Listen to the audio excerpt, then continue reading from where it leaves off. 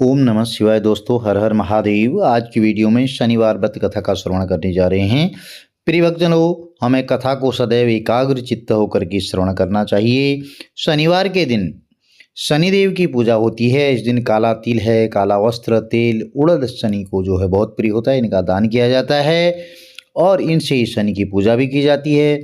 शनि की दशा यदि आपकी कुंडली में चल रही है और शनि की दशा को दूर करने के लिए यह व्रत किया जाता है। शनि स्तोत्र का पाठ भी आप कर सकते हैं। इस दिन शनि स्तोत्र का पाठ करना भी लाभदायक होता है। शनि का व्रत कर रहे हैं, शनिदेव का, और कथा का श्रवण करना चाहिए।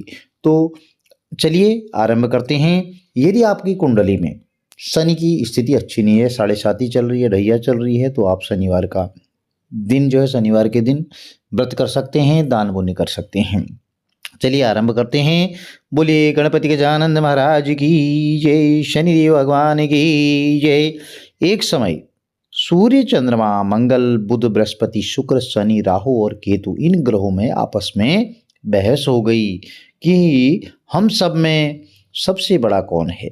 अब सब अपने आप को बड़ा कहते थे और जब आपस में कोई निश्चय नहीं हो सका तो सब के सब आपस में झगड़ते हुए देवराज इंद्र के पास गए और कहने लगे कि आप सब देवताओं के राजा हो और इसीलिए आप हमारा न्याय करके बतलाओ कि हम नवग्रहों में सबसे बड़ा कौन है। तो राजा इंद्र इनका प्रश्न सुनकर घबरा गई और कहने लगी कि मुझ में यह सामर्थ्य नहीं है जो किसी को बड़ा या छोटा बतलाऊं। मैं अपने मुख से कुछ नहीं कह सकता हूँ। हाँ, एक उपाय हो सकता है। इस समय पृथ्वी पर राजा विक्रमादित्य दूसरों के दुखों का निवारण कर रहे हैं, इसलिए तुम सब मिलकर उन्हीं के पास जाओ, वही तुम्हारे दुखों का निवारण करेंगे।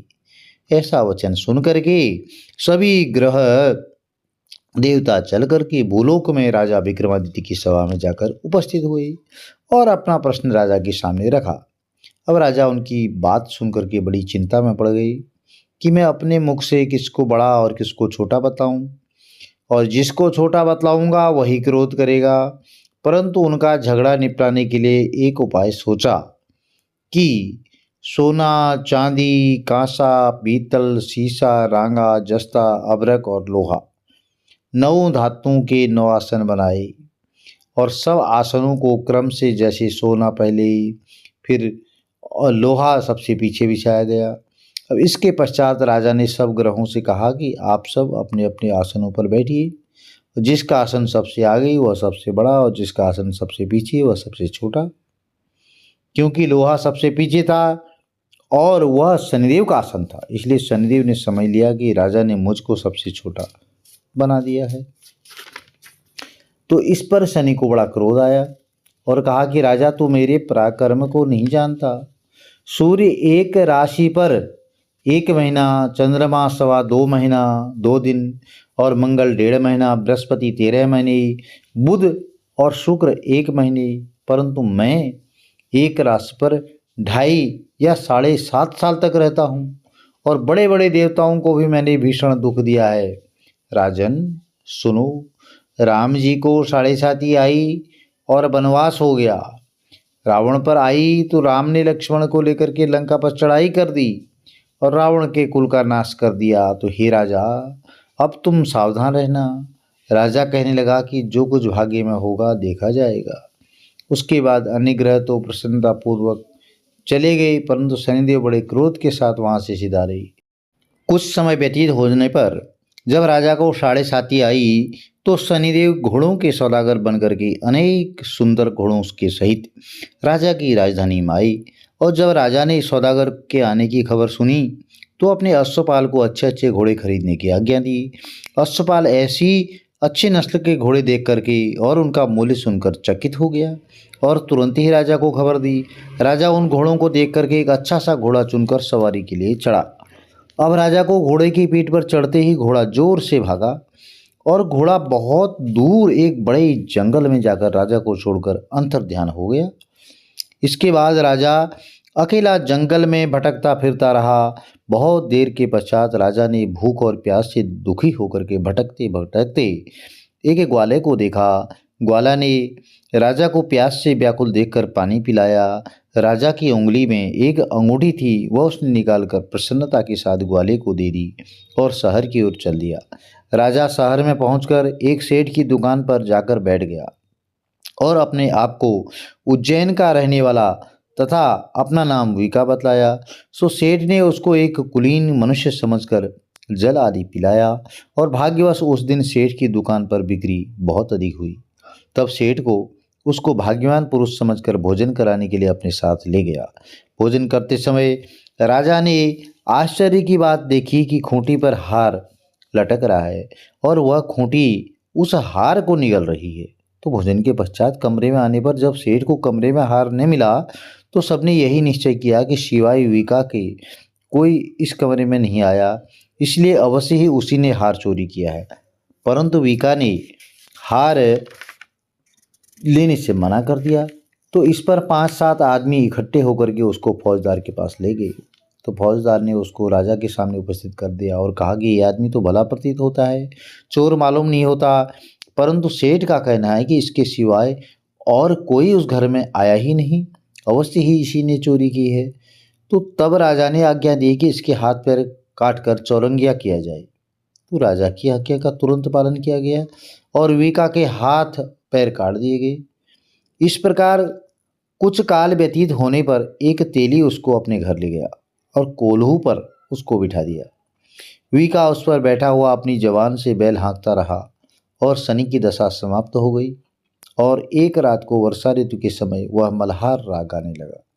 उसका गाना सुनकर के उस शहर के राजा की कन्या उस राग पर मोहित हो गई और दासी को खबर लाने को भेजा कि शहर में कौन गाना गा रहा है। तो दासी सारे शहर में फिरती फिरती क्या देखती है कि तेली के घर से चौरंगिया राग गा रहा है। तो दासी ने महल में आकर राजकुमारी को सब वृतांत सुना दिया। बस उसी क्षण राजकुमारी ने अपने मन में यह प्रण कर लिया कि चाहे कुछ भी हो, मैंने इस चौरंगिया के साथ विवाह करना है। प्रातःकाल होते ही जब दासी ने राजकुमारी को जगाना चाहा तो राजकुमारी अनशन व्रत लेकर पड़ी रही। तब दासी ने रानी के पास जाकर राजकुमारी के न उठने का वृतांत कहा। तो रानी ने तुरंत ही वहां पर आकर के कुमारी को जगाया और उसके दुख का कारण पूछा। तो राजकुमारी ने कहा कि माताजी, मैंने यह प्रण कर लिया कि तेली के घर में जो चौरंगिया है उसी के साथ विवाह करूंगी। माता ने कहा, पगली यह क्या कह रही है, तुझको किसी देश के राजा के साथ परणाया जाएगा। और कन्या कहने लगी कि माताजी, मैं तो अपना प्रण कभी नहीं तोड़ूंगी, मैंने ये प्रण कर लिया है। तो माता ने चिंतित होकर के यह बात राजा को बताई। अब जब महाराज ने भी यह आकर समझाया कि मैं अभी देश देशांतर में अपने दूत भेज करके सुयोग्य रूपवान और बड़े बड़े गुणी राजकुमार के साथ तुम्हारा विवाह करूंगा, तो उसी समय कन्या ने कहा, पिताजी, मैं अपने प्राण त्याग दूंगी परंतु दूसरे से विवाह नहीं करूंगी। इतना सुनकर राजा ने क्रोध से कहा, यदि तेरे भाग्य में ऐसा ही लिखा है तो तेरी जैसी इच्छा हो वैसा ही कर। राजा ने तेली को बुलाकर कहा कि तेरे घर में जो चौरंगिया है उसके साथ मैं अपनी कन्या का विवाह करना चाहता हूँ। तेली ने कहा, महाराज, यह कैसे संभव हो सकता है, कहाँ आप राजा और कहाँ मैं एक नीच तेली। परंतु राजा ने कहा कि भाग्य लिखे को कोई नहीं टाल सकता, अपने घर जाकर विवाह की तैयारी करो। राजा ने उसी समय तोरण और बंधनवार लगा करके अपनी राजकुमारी को वह चौरंगिया विक्रमादित्य के साथ कर दिया। रात्रि को जब विक्रमादित्य और राजकुमारी महल में सोए तो आधी रात के समय शनिदेव ने विक्रमादित्य को स्वप्न दिया कि राजा, कहो मुझको छोटा बतला करके तुमने कितना दुख उठाया है। राजा ने क्षमा मांगी।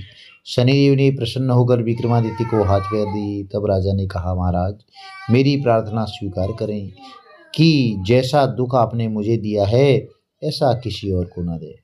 शनिदेव ने कहा कि तुम्हारी यह प्रार्थना स्वीकार है। जो मनुष्य मेरी कथा सुनेगा या कहेगा उसको मेरी दशा में कभी भी किसी प्रकार का दुख नहीं होगा, और जो नित्य ही मेरा ध्यान करेगा या चींटियों को आटा डालेगा उसके सब मनोरथ पूर्ण होंगे। इतना कहकर शनिदेव अपने धाम को चले गए।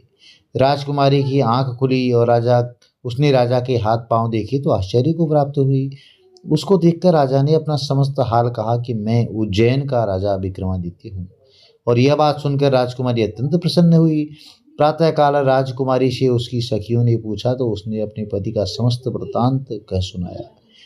तब सबने प्रसन्नता प्रकट की और कहा कि ईश्वर ने आपकी मनोकामना पूर्ण कर दी।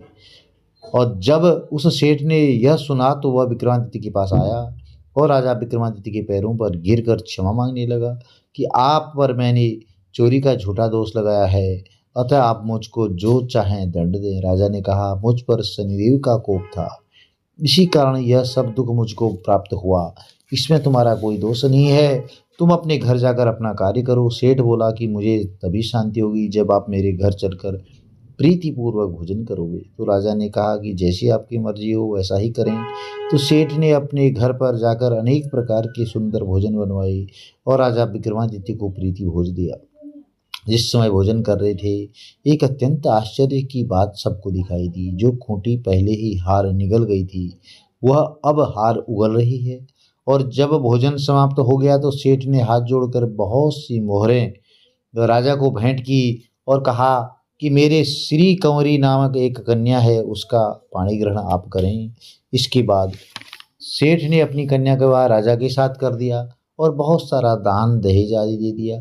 इस प्रकार कुछ दिनों तक वहां निवास करने के पश्चात विक्रमादित्य ने शहर के राजा से कहा कि अभी मेरी उज्जैन जाने की इच्छा है। फिर कुछ दिन के बाद विदा लेकर राजकुमारी मनभावनी, सेठ की कन्या श्री कंवरी और दोनों जगह के दहेज में प्राप्त अनेक दास दासी, रथ और पालकियों सहित विक्रमादित्य उज्जैन की तरफ चले। जब शहर के निकट पहुंचे और पूर्ववासियों ने राजा के आने का संवाद सुना तो समस्त उज्जैन की प्रजा अगवानी के लिए आई। तब बड़ी प्रसन्नता से राजा अपने महल में पधारे। सारे शहर में बड़ा भारी महोत्सव मनाया गया और रात्रि को दीपमाला की गई। दूसरे दिन राजा ने शहर में यह सूचना कराई कि शनिश्चर देवता, शनि देवता सब ग्रहों में सर्वोपरि हैं, मैंने इनको छोटा बतलाया, इसी से मुझको यह दुख प्राप्त हुआ। इस कारण सारे शहर में सदा शनिश्चर की पूजा और कथा होने लगी। राजा और प्रजा अनेक प्रकार के सुख भोगती रही।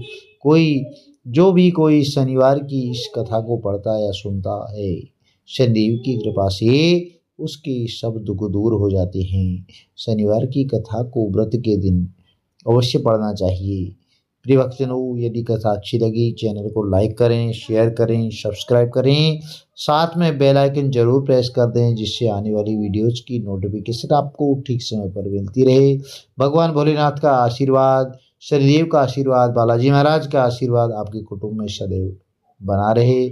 आप जो है नित्य प्रति स्नान के बाद आप अपने पितरों के निमित्त शनिवार के दिन भी कर सकते हैं, नहीं तो आप पितरों के निमित्त रोजाना 1 लोटा जल थोड़ा सा काले तिल मिला करके पीपल की जड़ में जरूर अर्पित करें। शनिदेव का भाव करते हुए आपके घर में सुख समृद्धि जरूर बनी रहेगी।